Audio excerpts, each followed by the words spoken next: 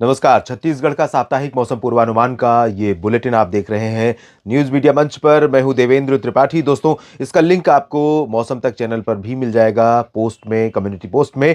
और इस वीडियो में बात 12 से 18 फरवरी के मौसम की। दोस्तों, छत्तीसगढ़ में इस साल सर्दियों के मौसम में जनवरी और फरवरी में अब तक बारिश सामान्य से कम हुई है। आंकड़े एक बार आपको दिखाता हूं। 70% की कमी है। आमतौर पर 16 मिलीमीटर वर्षा अब तक रिकॉर्ड की जाती है 1 जनवरी से लेकर 12 फरवरी के बीच में, लेकिन हुई है 4.8 मिलीमीटर। मात्र 30% बारिश हुई है।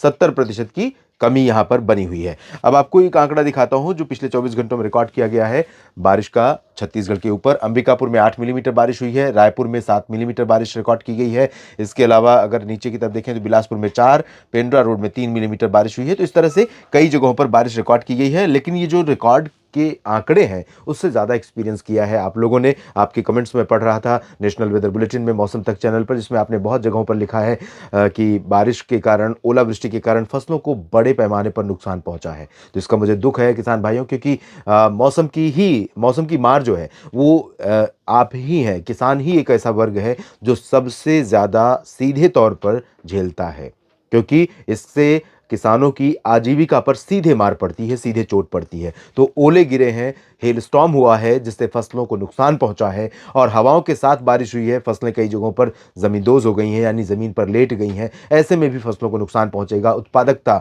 और जो फूड ग्रेन होगा, यानी अनाज होता है, वो उसकी गुणवत्ता, उसकी क्वालिटी थोड़ा पुअर हो जाती है, कमजोर हो जाती है। तो उसमें क्या होता है, रेट कम मिलता है जब आप बाजार में बेचने जाएंगे। तो ये नुकसान हुआ है। अभी जो सिचुएशन ये बनी हुई है कि अब से लेकर 15 फरवरी तक, यानी आज 12 है, 12, 13, 14 और 15, ये 4 दिन अभी भी थोड़ा सा जोखिम वाले होंगे, रिस्की होंगे।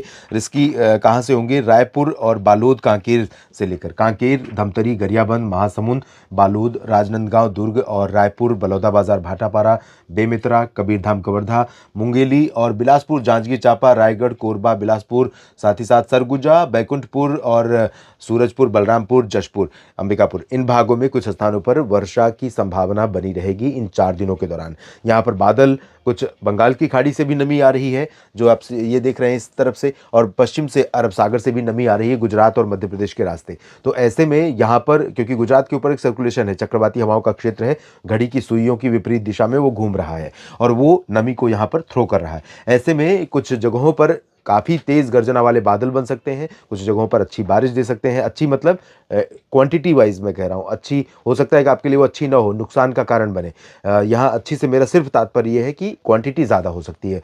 मतलब हल्की से मध्यम बौछारें गिर सकती हैं, और बारिश के साथ ओले गिरने की संभावना और तेज हवाएं चलने, बिजली कड़कने, बिजली गिरने की संभावना भी आइसोलेटेड प्लेसेस पर इन भागों में बनी रहेगी। दक्षिणी क्षेत्रों में अगर हम देखें तो यहाँ पर स्थितियां धीरे धीरे साफ हो रही हैं। सुकमा, दंतेवाड़ा, जगदलपुर, कोंडागांव, नारायणपुर, बीजापुर, इन सभी क्षेत्रों में धीरे धीरे मौसम साफ हो जाएगा और ग्रेजुअली ऊपर की तरफ साफ होता चला जाएगा। और इस दौरान ये जो 4 दिन है, इसमें आज और कल थोड़ा चांसेस ज्यादा रहेंगे, परसों से बिल्कुल कम हो जाएंगे, लेकिन फिर भी प्रोबेबिलिटी बनी रहेगी। तो ऐसे में थोड़ा सा एहतियात बरतें, अपना ध्यान रखें, मवेशियों का ध्यान रखें, और फसलों के चक्कर में कहीं ऐसा ना हो कि आप अपने लिए जोखिम लें, क्योंकि इस समय बारिश के साथ ओले गिरने और लाइटनिंग, थंडरस्टॉर्म होने की संभावना भी रहती है।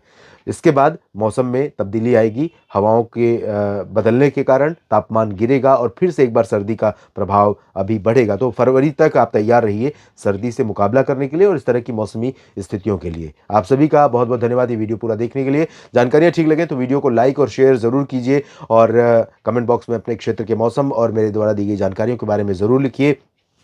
चैनल को सब्सक्राइब नहीं किया है तो सबसे पहले कर लीजिए, आपसे मेरा ये निवेदन है। धन्यवाद आप सभी का।